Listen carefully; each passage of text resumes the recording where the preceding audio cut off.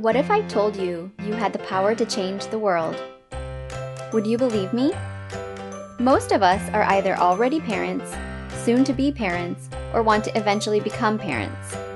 The shape of our future originates from the children we raise, and so it is through parenthood that you have this opportunity to create positive change.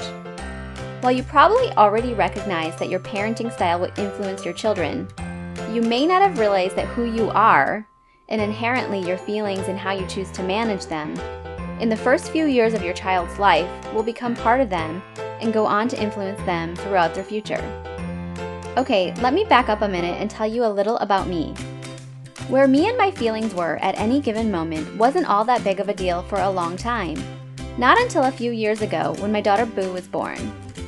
You see, prior to that, I could float between my familiar places of calm, stress, excitement, reflection, sadness, and anxiety with not too much impact on those around me. Sure, people preferred the calm, excited, reflective versions of me to the stressed, sad, and anxious ones, but at the end of the day, they could walk away with not too much skin off their backs. But when Boo was born, I realized that those moods that channeled into my actions and accrued over time were the building blocks to making her, her. Of course, there were things outside of my control, like her genetic foundation, her temperament, and her cognitive and physical capabilities. But at the end of the day, I was going to play a major role in shaping who she would become. You see, in my career as a psychologist, I have worked with people across the lifespan, beginning at around 2 years old and up until around 70. The older my clients were, the deeper were the roots of all their unhelpful habits, beliefs, and expectations. So there was always a lot of undoing that had to happen before they could develop new ways of doing. Ultimately, this is why people usually end up in my office. Their old ways of doing things no longer work for them, and they need help to figure out how to change that. But now let me shift back to this newborn baby I had in front of me just a few years ago. On her first day of life, she had never been lied to, never been disappointed, never been abandoned. She had never been told she was worthless, and never been criticized for being her. So when I wanted to help her develop trust in me, there just wasn't a lot of baggage she had to work through in order to allow that to happen. There was a fresh path available for us to walk.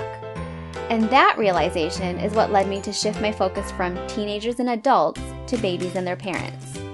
Because babies, despite all their needs and demands and challenges, give us this amazing opportunity to significantly shape the mental foundation we want them to have, without having to go through all the work of undoing.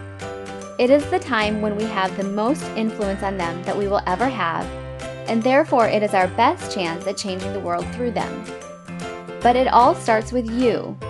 You are the key to unlocking your child's potential. It's all there in the way you interact with your child, manage your stress, cope with your emotions, and use your judgment. So if there was ever a reason to prioritize your mental health, this is it. We all need support in this quest to improve our mental health, so don't be afraid to use the support you've got or seek out new resources. Family, friends, support groups, therapists, and psychiatrists are all useful ideas worth exploring. You can also visit our website at everythingbutcrazy.com to get more ideas and ways to support both you and your child's mental health. You have the power to change the world through your child, so go get started.